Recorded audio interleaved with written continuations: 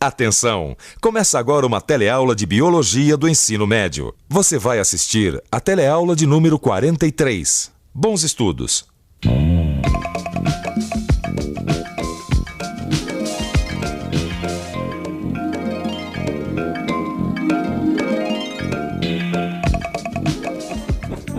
Calma, Renato, calma, senão eu não vou entender nada. Uma coisa de cada vez, vai, vamos lá. Legal, ó. Essa aqui é do dia em que a princesa teve um filhote. A princesa é a égua preferida do tio. Ah, que bacana, né? Olha aí. Pelo jeito você adorou essas férias na fazenda, né?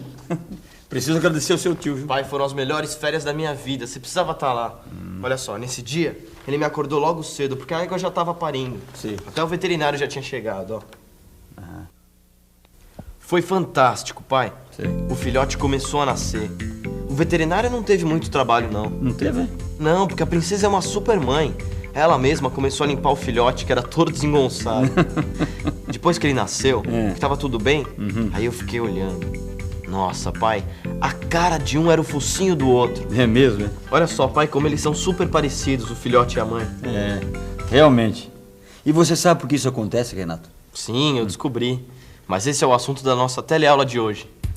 Na teleaula de hoje, você vai ver como as características dos pais são transmitidas para os filhos. Vai entender como os cromossomos dos gametas feminino e masculino se unem para formar um novo indivíduo, que vai ter informações do pai e da mãe.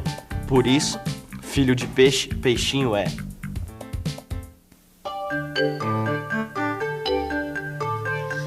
Você já reparou que em todos os animais os filhotes se parecem com os pais? É só a gente reparar bem que a gente vai perceber que os filhotes sempre têm alguma coisa parecida ou com o pai ou com a mãe.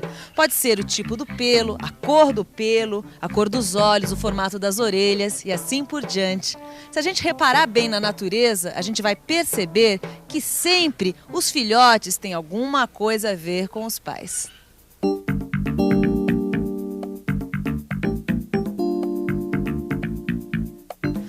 A semelhança entre filhos e pais também é visível na espécie humana. É só a gente olhar com atenção que a gente vai identificar nos filhos traços e jeitos marcantes dos pais. Mas por que será que isso acontece? Ô pai, o senhor lembra o que sempre dizia pro tio João quando eu era pequeno? Claro que eu lembro. Olha, eu passava a mão assim no seu ombro e dizia: esse aqui é dos nossos. Tem meu sangue correndo nas veias.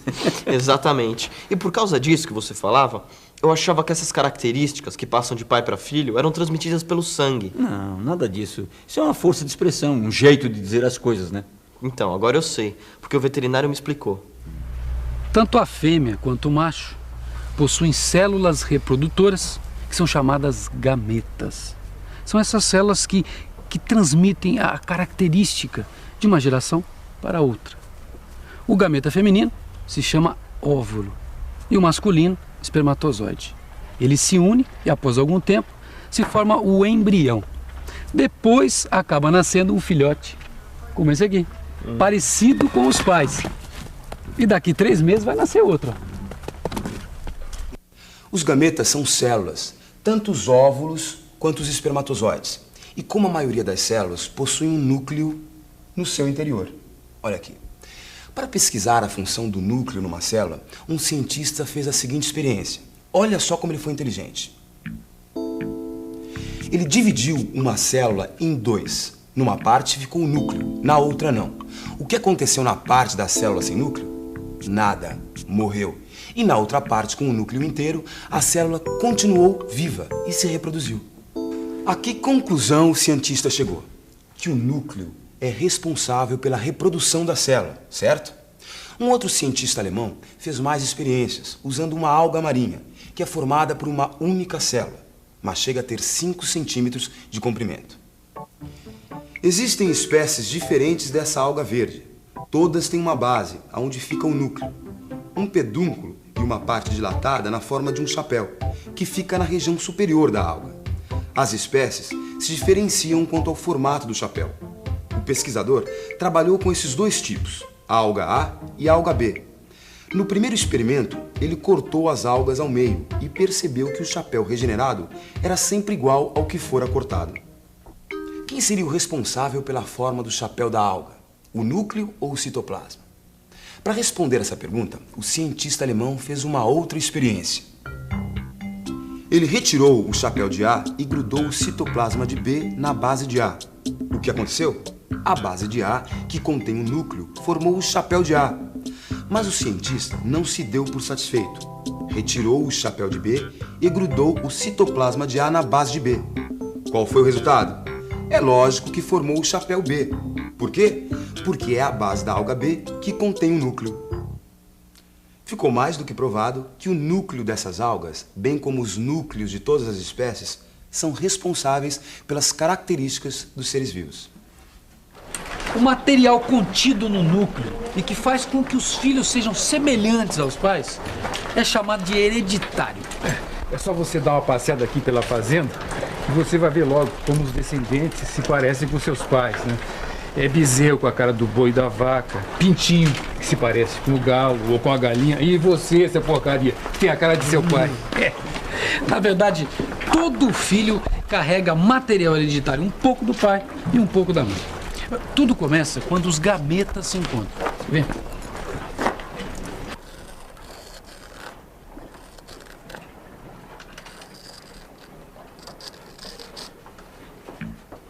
Quando o espermatozoide se encontra com o óvulo, os núcleos de cada uma dessas células se fundem, formando uma nova célula que a gente chama de zigoto ou célula-ovo. Esse zigoto é, portanto, a primeira célula do futuro indivíduo. Quer dizer que o núcleo formado no zigoto tem material hereditário que veio da mãe e do pai? Garoto esperto. Exatamente. Por isso os filhos são semelhantes. A mãe e o pai, eles carregam no núcleo material hereditário que vem dos dois. Tá legal. Mas por que seres humanos só produzem seres humanos, gatos, novos gatinhos, e por que laranjeiras só dão outras laranjeiras? Porque os núcleos das células dos seres humanos só contêm informações que dizem respeito apenas à espécie humana. Isso acontece com os gatos. E com a laranjeira? Isso acontece com todos os seres vivos. E esse negócio de rato velho se transformar em morcego, coisa que o povo fala por aí, é mentira. Rato só dá rato. E morcego só tem filho morcego. Bom, cada espécie tem o seu material hereditário dentro do núcleo das suas células, certo? É isso mesmo, as informações contidas no núcleo encontram-se em pequenas estruturas, os cromossomos, e de uma espécie para outra varia muito o tipo de informações contidas no cromossomo e também a quantidade de cromossomos em cada célula. E varia bastante. Quer ver só? O ser humano, por exemplo, tem 46 cromossomos. A mosca doméstica tem só 12. Um boi tem 60 cromossomos. O arroz tem 24 cromossomos e a cebola, 16. Lembra da fecundação? Os núcleos dos dois gametas, o feminino e o masculino, se unem para formar o zigoto. Para que o número de cromossomos de uma espécie seja mantido, os gametas possuem no seu núcleo metade do número de cromossomos existentes nas células do corpo. Vamos ver como acontece na espécie humana. O espermatozoide do pai tem um núcleo com 23 cromossomos, que se funde ao núcleo do óvulo da mãe, que também deve ter 23 cromossomos. Os dois se unem e formam o núcleo do zigoto, com 46 cromossomos. No zigoto e em todas as células do nosso corpo, com exceção dos gametas, os cromossomos se encontram aos pares. No nosso caso, nós, seres humanos, são 23 pares de cromossomos com todas as nossas informações hereditárias. Daí que eu fui entender melhor, pai. As informações que determinam as nossas características são os genes. Peraí, quem não tá entendendo nada agora sou eu. Pai, são os genes que determinam, por exemplo, a cor do nosso cabelo, a altura da gente, a nossa cor dos olhos, cor da pele, entendeu? Todas as características que nós herdamos dos nossos pais. Então quer dizer que tudo que somos é determinado pelos genes que ficam nos cromossomos? Exatamente. Foi o veterinário que me explicou. Interessante isso aí. É o seguinte, Renato. Os genes ficam alinhados nos cromossomos numa certa sequência, ocupando um determinado lugar. Na fecundação, os cromossomos dos gametas formam o zigoto, quer dizer, uma célula com 2 conjuntos de cromossomos, um do pai e um da mãe. Para cada gene de cada cromossomo do gameta masculino, existe um gene correspondente no cromossomo do gameta feminino. Veja bem, os genes são correspondentes e não necessariamente iguais. Vamos supor o seguinte caso: a transmissão de genes que determinam o jeito da orelha de uma pessoa. Se ela tem o lóbulo da orelha colado ou descolado. Vamos ver um caso como exemplo. Daí você vai entender direitinho. A mãe tinha o lóbulo colado. O pai tinha o lóbulo descolado. Quando forma o zigoto, os genes complementares se alinham e se desenvolve um novo indivíduo.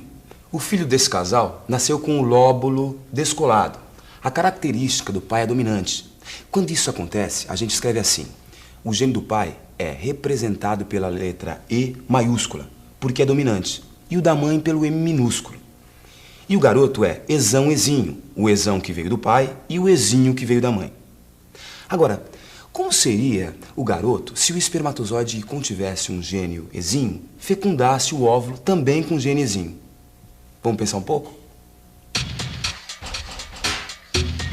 Vamos pensar um pouco.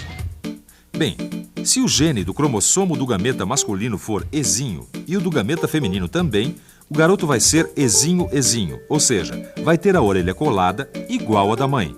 O conjunto de genes que o indivíduo recebe e transmite chama-se genótipo. Já vimos que pode haver formação de indivíduos que diferem nos genes que apresentam, ou seja, têm genótipos diferentes. Por exemplo, os indivíduos ezão-ezão e ezão-ezinho possuem genótipos diferentes, mas têm o lóbulo descolado. Se você olhasse os dois, não saberia dizer quem é um e quem é o outro. Os dois teriam lóbulos de orelha descolados. Os dois têm genótipos diferentes, mas o mesmo fenótipo, ou seja, a mesma aparência. Já os indivíduos ezinho-ezinho têm o mesmo genótipo e fenótipo, possuem o lóbulo colado. O fenótipo também pode ser influenciado por fatores do meio ambiente. Por exemplo, uma pessoa com a pele branca pode ficar mais morena se tomar sol constantemente. Não fica tão escura quanto um negro, que herdou genes para a produção de grande quantidade de pigmento, mas consegue alterar a sua cor graças à influência dos raios solares. Outras características que podem ser influenciadas pelo meio: a estatura e o peso de uma criança. Não são determinados apenas pelos genes, dependem também de uma alimentação adequada. O fenótipo é resultado da ação combinada do genótipo e do meio ambiente. Tudo depende das características hereditárias e das condições em que o indivíduo cresce. Sabe o que me enche de orgulho, filho? É saber que metade dessa sua cabecinha inteligente veio de mim. É, só que tem a metade da mamãe também, né? Ah, claro, lógico. A contribuição da sua mãe só pode ter melhorado o produto final. Você está falando de mim aí, hein? Nada, não, nada. Já que é nada, então vamos pra cozinha que o almoço está na mesa. Ah, vamos lá, filhão. E quanto a você, fique ligado, porque agora é hora da revisão. E atenção, se liga aí que é hora da revisão. Na teleaula de hoje, você acabou de aprender como é que as características hereditárias são transmitidas de pais para filhos. Cada espécie de ser vivo tem informações diferentes e diferentes números de cromossomos nos núcleos de suas células. Tudo começa com a fecundação dos gametas feminino e masculino. Os núcleos do óvulo e do espermatozoide se fundem formando um zigoto, que começa a se dividir sucessivamente até formar o embrião e o novo indivíduo começar a crescer. Metade das informações vem da mãe e metade vem do pai, formando assim o genótipo desse novo ser. Mas o genótipo pode ser influenciado pelas condições ambientais em que o indivíduo cresce. Aprendemos então que o fenótipo é a soma das ações do genótipo e do ambiente.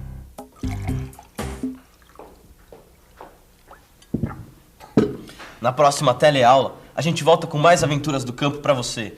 Tchau, tchau.